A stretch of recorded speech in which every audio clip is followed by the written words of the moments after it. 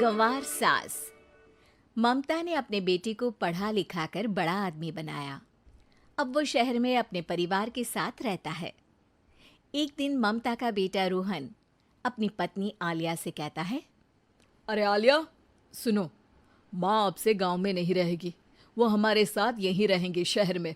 उनका कमरा आज नौकर से बोलकर अच्छे से साफ करवा देना। ओह, आज तो मेरी किटी पार्टी है, फिर मुझे जिम और फिर शॉपिंग। ठीक है, कल करवा दूंगी। अच्छा, लेकिन माँ के सामने ये कपड़े नहीं चलेंगे। हाँ, तुम्हें साड़ी या सूट पहनना होगा। अरे बिल्कुल भी नहीं। मेरे मम्मी पापा ने इतना पैसा लगाकर शादी इसलिए नहीं की थी कि मैं अपनी मर्जी के कपड़े पहन ओढ़ भी ना सकूं। अरे चलो, गुस्सा मत हो, लेकिन कुछ दिन तो माँ की खुशी के लिए कर सकती हो ना। लेकिन आलिया मानती नहीं। माँ आती है सिंपल सी साड़ी, झोला और चप्पल पहनकर। अरे रोहन, मैं इनके साथ कैसे रहूंगी? मेरी फ्रेंड्स क्या कहेंगी?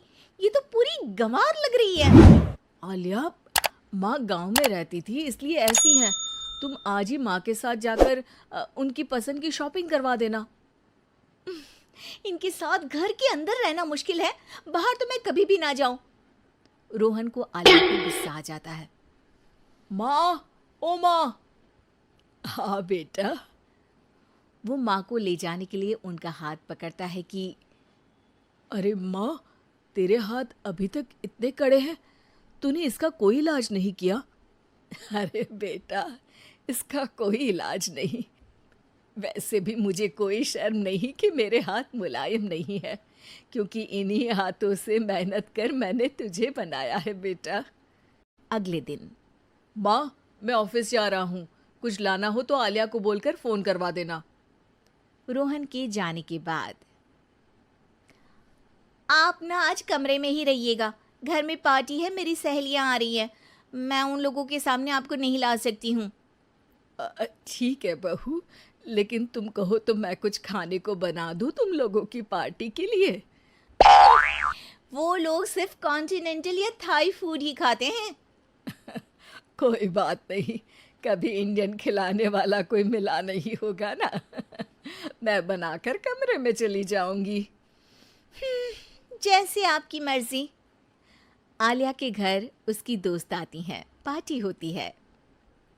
अरे वाह आलिया, ये क्या है खाने में? बड़ा ही स्वादिष्ट है यार, इसकी रेसिपी मुझे चाहिए। हाँ, और ये दाल, ओ माय गॉड, मैंने तो किसी 5 स्टार में भी ऐसी दाल नहीं खाई है यार। तू कुक को यहाँ बुलाना। अब आलिया घबरा जाती है।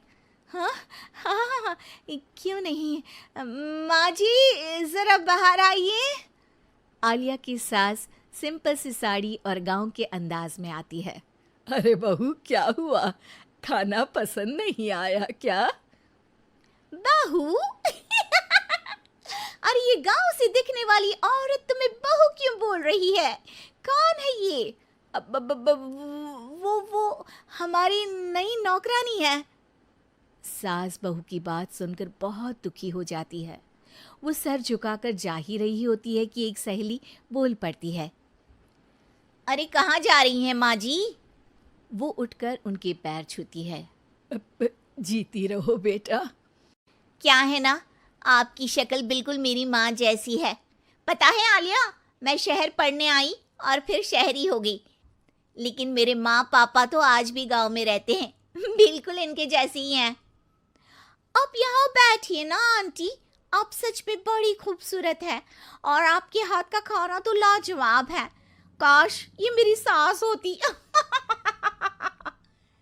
सभी सहेलियां सास को घेर कर बैठ जाती हैं और उनसे खाने की रेसिपी पूछ रही होती है कि तभी घर की बेल बजती है और रोहन आता है।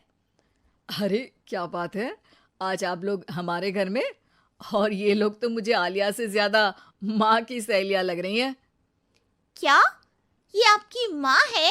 लेकिन आलिया ने तो कहा कि ये उनकी नौकरानी है और इन्होंने भी नहीं बताया। वो नहीं बताएंगी, क्योंकि उनके लिए बच्चों की इज्जत और उनकी खुशी सबसे पहले है। मुझे माफ कर दो, मुझे इन्हें तुम लोगों से मिलवाने में शर्म आ रही थी। कि तुम लोग क्या कहती। अरे अब तो हमें शर्म आ रही है कि तुम हम लोगों की सहेली हो। हाँ, जो माँ जैसी सास को नौकरानी बोले वो हमारी सहेली नहीं हो सकती।